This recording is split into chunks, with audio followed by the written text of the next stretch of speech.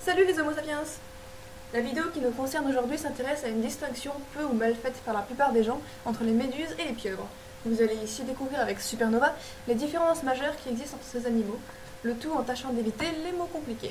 Merci ma chère Néphila pour cette introduction. Maintenant, il est temps de commencer. Nous allons commencer par une similitude qui est très importante et probablement à l'origine de la méprise. Les deux animaux qui vont nous intéresser sont des organismes pélagiques.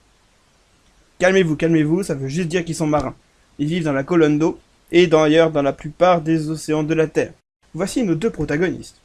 Sur la gauche, vous avez tout de suite reconnu la superbe pieuvre, tandis qu'à droite, vous avez vu une honorable méduse.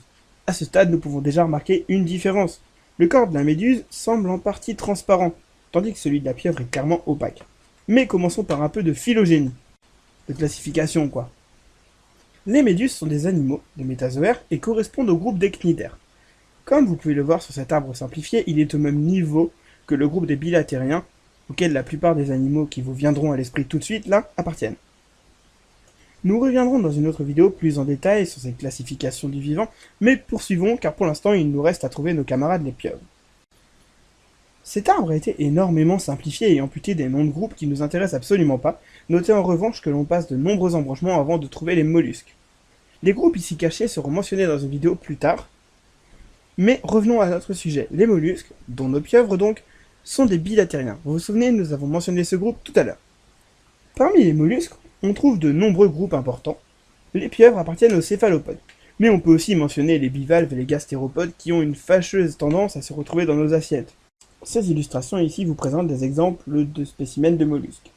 Tout d'abord, à gauche, vous avez deux bivalves, une moule et une huître. Ensuite, au centre, j'ai placé un escargot qui est un exemple type de gastéropode. Enfin, sur la droite, deux exemples de mollusques céphalopodes.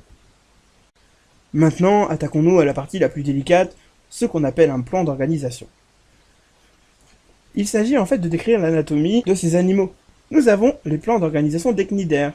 Remarquez immédiatement qu'il y a celui de la méduse à gauche et celui d'un autre animal étrange que vous n'aviez sans doute jamais vu avant, le polype. Nous allons revoir ça tout de suite, ne vous inquiétez pas. Remarquez en revanche que si on prend la méduse et qu'on lui fait subir une rotation de 180 degrés, on obtient quelque chose qui est excessivement proche du polype. Est-ce que c'est une coïncidence? Je ne pense pas.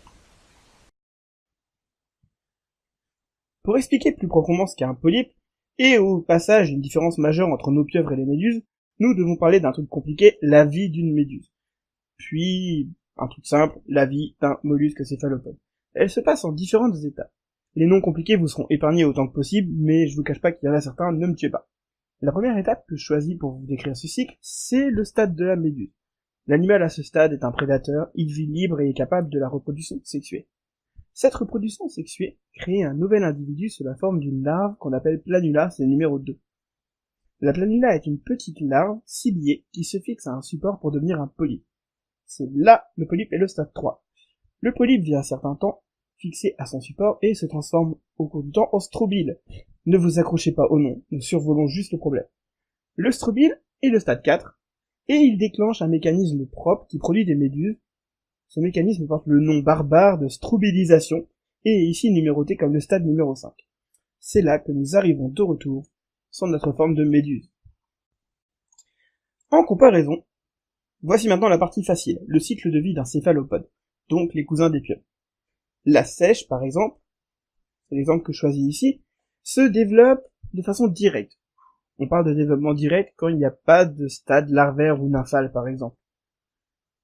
Ici, l'adulte produit des gamètes, il y a fécondation avec les gamètes d'un autre individu, ça forme un œuf, plusieurs œufs en réalité, qui vont donner de nouveaux individus directement, enfin, après quelques temps, capables de se... Il est temps d'apporter des précisions supplémentaires concernant les différences qu'on peut trouver entre les céphalopodes et les cnidaires, et pour ça, je vais en écarter quelques-unes, parce que de toute façon, ce serait pas très intéressant, et en plus, ça serait compliqué. Première différence majeure, les céphalopodes possèdent une bouche et un anus. Comme nous, me direz-vous. Mais regardez, les méduses tout à l'heure, vous avez sans doute pas fait attention, mais ils n'ont qu'un orifice, ces animaux. C'est-à-dire que cet orifice ça sert de bouche et d'anus. C'est très propre. Les céphalopodes ont de vrais yeux très performants, ainsi qu'un système nerveux qui est excessivement développé. Quasiment aussi développé que le nôtre, en réalité. Ces deux éléments, les yeux et le système nerveux, font défaut aux méduses. Le système circulatoire des céphalopodes est aussi très particulier, il est fermé. Ça veut dire que globalement le sang n'est pas libre dans l'organisme et se balade dans des vaisseaux. Ça aussi, ça rapproche les céphalopodes plus de nous que des méduses. Pour finir avec notre comparaison, nous allons nous intéresser au type de relation qu'entretient l'Homo sapiens avec les méduses ou avec les céphalopodes. Et vous allez voir que c'est pas du tout les mêmes genres de relations. Là où le groupe des céphalopodes est parfois comestible, nous avons déjà cité la sèche, mais on peut aussi penser aux beignets de calamar qui ne sont pas faits du tout avec de la farine. Il faut savoir que les méduses sont plutôt une gêne pour nous. Elles peuvent infliger de douloureuses piqûres ou brûlures, qui à l'occasion peuvent même se révéler mortelles. Grâce à des cellules spécialisées, les cnidocystes, encore une fois s'il vous plaît ne m'en veuillez pas, c'est un mot compliqué, mais nous en reparlerons quand on fera la vidéo sur la classification du vivant. Et c'est l'heure du petit point prévention. Si jamais il vous arrivait quelque chose comme une brûlure de méduse, surtout 3 actions à ne pas faire. La première, rincer avec de l'eau qui n'est pas de la mer. Ça vous ferait tout simplement un mal de chien. Deuxième action à ne pas faire, ça serait de frotter. Ça vous ferait exactement la même chose. Et enfin, alors là c'est le pompon, ça serait de faire pipi sur vous. Mais enfin, vous avez vu ça où c'est complètement stupide et en plus c'est dégueulasse. Ça ne ferait rien du tout à part vous faire très mal encore une fois. Maintenant que ce point prévention est terminé, nous allons rendre l'antenne à ma camarade Néphila. Néphila, je te laisse terminer et leur expliquer ce que tu as prévu pour la suite.